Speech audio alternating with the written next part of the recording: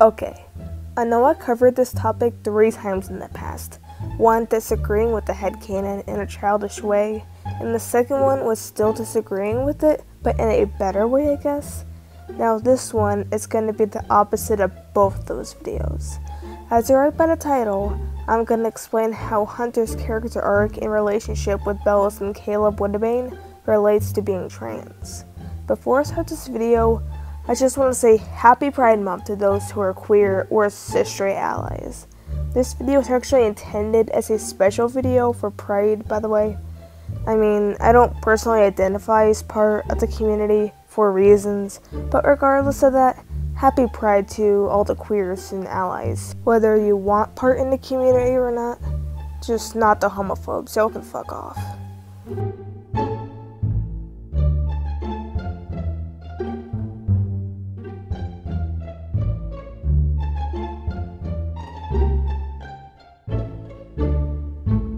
Oh, and by the way, if y'all want some advice on coming out and coping with being trans or stuff like that, watch all the way through the video, because I know a lot of people are coming out to their loved ones because of Pride Month, and I just want to help people.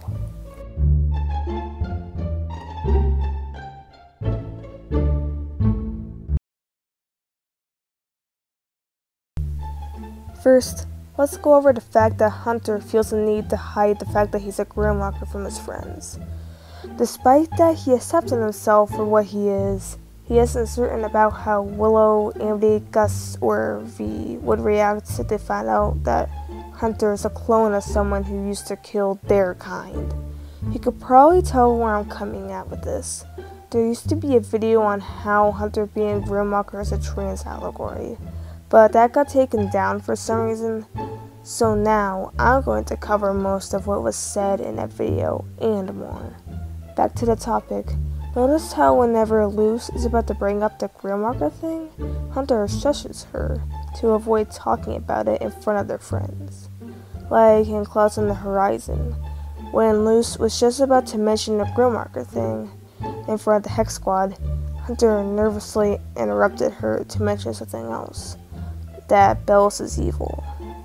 And then Hunter confronts Luce about it and admits that he's scared about how they'd react to finding out he's a Grimwalker. And thanks to them, when Luce mentioned the Grimwalker thing to Hunter, despite they weren't near anyone else and they were talking pretty quietly, Hunter got worried and told Luce not to say it so loud. This goes to show that Hunter is very paranoid about his friends finding out about his identity. But after it was unexpectedly revealed that Hunter was a Grimwalker, everyone was being supportive of him. This can relate to real-life terms as someone being trans and hiding it from their friends and family because they don't know how they'd react, if they'd support them, or if they'd even see them the same way ever again. It can sometimes ruin relationships with family, relatives, friends, romantic partners, or may make you not have a chance at your crush.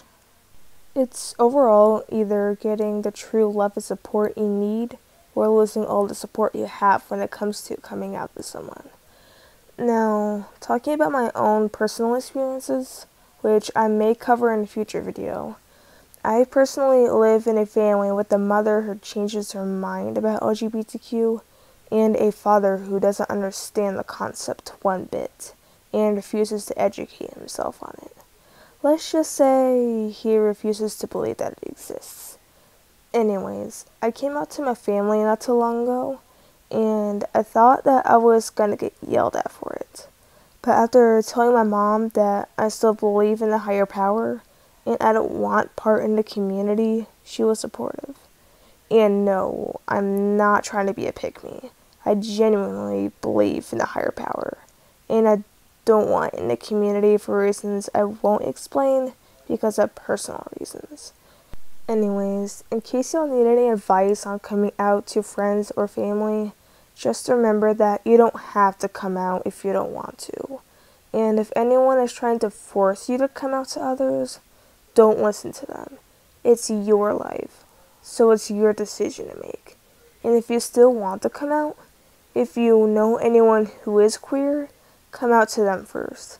Because if anyone is going to understand your sexuality or gender identity, it's those who have the same experiences with being queer.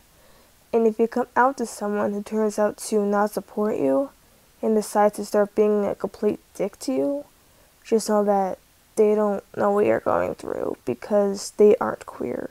And it could be harder for people who are straight and cisgender to understand queers because they never had the same experiences as someone who's queer. And if they want to learn about queerness, then that's great. But if they don't, and they think it's okay to be a dick, most likely it's just them projecting their own insecurities on you. Just try to avoid unhealthy or unsupportive relationships and environments the best you can because they'll only make you feel more negative emotions than they may already be feeling. And most importantly, if worse comes to worse, it's okay to bully someone if they want you dead. Take that in any way you want, but keep it in mind. Anyways, I've been talking about this for too long. Let's move on. Now, I know this doesn't relate too much to Hunter's character, but I still think it's a little important to add this in. Oh, and by the way, this section isn't meant in offense towards body type in any way. I'm just pointing out how Hunter has some feminine features. I'm not insulting it at all. Hunter is shown to have a feminine body when wearing a hex-side uniform in any sport in a storm. And you can tell that thing was tight on him because his hips appeared wider. Like even Gus didn't look like that in the uniform, yet Hunter did. And notice how his chest appears flat when he's wearing something like a cloak. His hex-side uniform had a cloak thing on it that covered his chest. His Golden Guard uniform had a cloak on it that covered his chest. And when his chest isn't covered by some sort of a cloak, it looks round, rounder than other male characters. And with his armor, you'll say it looks like a binder. Yet, we see in Watching and Dreaming that he can squeeze his armor. And a binder is worn underneath a shirt. His armor is over that blue thing he's wearing, but under the Golden Guard uniform. So it's probably a vest, which a lot of trans guys and non-binaries wear if they can't wear a binder or if they need to look a certain way. And when he's just wearing a single shirt and clouds on the horizon, thanks to them and for the future, his chest looks round because he isn't wearing anything underneath. Now, this is a smaller, less important detail, but notice how when Hunter was 16, he didn't have facial hair, but in the epilogue, when Gus was 16, he had facial hair. And I know that Edric wasn't seen with facial hair either, but he barely got any screen time. And hell, even Matt had facial hair in the epilogue. This just goes to show that Hunter lacks masculine features and has feminine features. On to the next topic.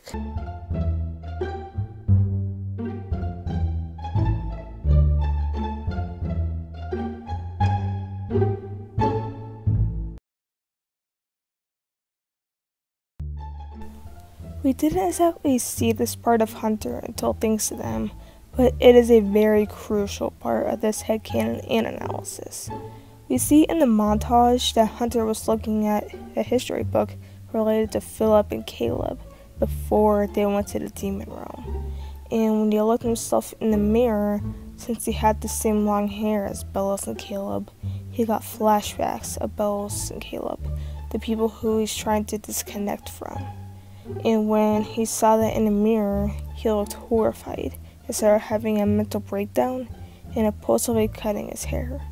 This is great symbolism of gender dysphoria, because as someone who's trans, before I cut my hair short, I will look myself in the mirror and think I look too feminine, and in general not be happy with the way I look like a girl. And then I would get tempted to shave my head. And one day, I swear, I got so close to actually following through with it, but I knew my dad would yell at me as if I'm not already used to it, so I didn't. But it doesn't matter too much now since I was actually able to get professionally cut quote-unquote boy short, which is what I wanted to begin with. Anyways, back to Hunter. When Flapjack told him to look himself in the mirror, since he has a new haircut that made him look different from Caleb, he unmasked how he felt about himself after the change he made. He said he likes who he is at the moment. This shows that he was insecure about himself in the way he looked because he was identical to Caleb, who he's trying to disconnect from. And by Willow cutting his hair to a different style made Hunter feel more confident about himself and his appearance because he looks like his own person and not like Bellows or Caleb. Like in real life, if someone wanted to disassociate with the gender they were born as to come true to the gender they feel inside, they're going to want to change something about their appearance, like their hair or clothing aesthetic, to look that gender, to feel more confident about themselves. Now, I'm one to struggle with gender dysphoria, and it causes me to have self-destructive thoughts and tendencies. And if there's any advice I can give on how to cope with gender dysphoria and suicidal thoughts, at least what I do is I try to sometimes be distant from people who talk down on me for being trans and bi. And I try to talk to and spend more time with people who I know are queer, and try new hobbies to get your mind off your dysphoria and suicidal thoughts. And one of my favorite ways to get my mind off unaliving myself and my dysphoria is to brainstorm, write, and make YouTube videos. I don't know. I guess it's just because it's the thing I'm most passionate about. I don't know. And again, about people who are unsupportive. If you feel like your relationship with a loved one is becoming unhealthy, it's perfectly okay to have boundaries and standards and avoid those people, because it's not worth staying in a toxic environment if it's not healthy for your mental health, especially if it makes you feel suicidal. And if your loved ones really cared about you in the slightest, they would let you have some space from an unsafe environment. I don't know if I explained that very well, but that's enough of this. On to the next topic.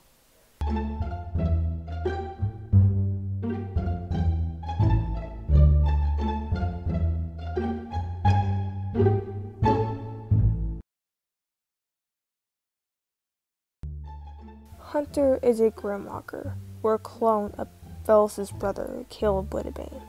Bellows created Hunter in his image of Caleb and the Golden Guard. Hunter was made to be the Golden Guard, but more importantly, to portray Caleb.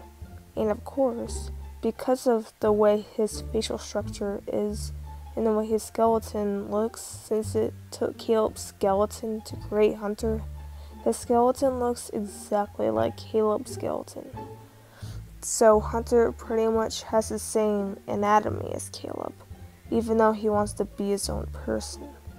But because of the fact that he shares the same skeleton as Caleb, he looks identical to him. Like in real life, for example, if a female feels more male, even after gender reassignment surgery, it would still have the same skeleton structure as a female, despite having masculine traits from surgery and testosterone. So, since Hunter has an identical skeleton to Caleb, causing him to look identical to Caleb, he can't change the way his anatomy is, no matter how much he tries to separate himself from Caleb and Bellows. And thanks to them, when Hunter got possessed by Bellows, his hair grew out to the same style as it was before it was cut. And I strongly believe that this was to symbolize that Bellows doesn't want Hunter to be his own person. He wants Hunter to forever live in the shadow of his brother because he holds a deep regret about killing him. Bellows even goes out of his way to try to keep Hunter under his manipulation, even when he's on his last leg. And anytime Hunter tries to be unique and be his own person, Bellows does everything in his power to change him back to what he wants him to be. Like, thanks to them, when he impulsively cut his hair because he saw Bellows and Caleb when looking himself in the mirror, it's like with transphobic parents trying to stop their trans kid from shaving their head or wearing clothing stereotyped for the opposite gender.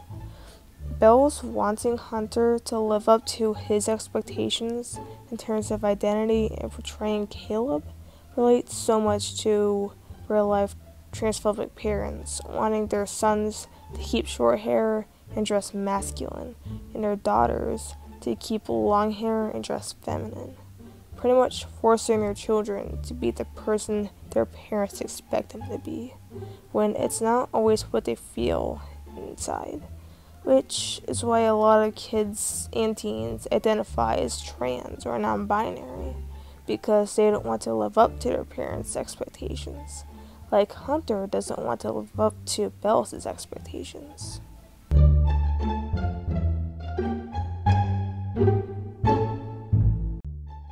Anyways, this is just an essay on how Hunter being a Grimwalker and his character in general relates to being trans or genderqueer. And I really enjoy talking about my own experiences relating to Hunter's experiences, and I'm sorry if you all had to deal with these same struggles. If you wish, I would love to hear about your experiences with being trans or genderqueer in the comments, so feel free to tell away. And again, if you live with people who are unsupportive and think it's okay to be a dick, you don't have to come out to them. You don't ever have to.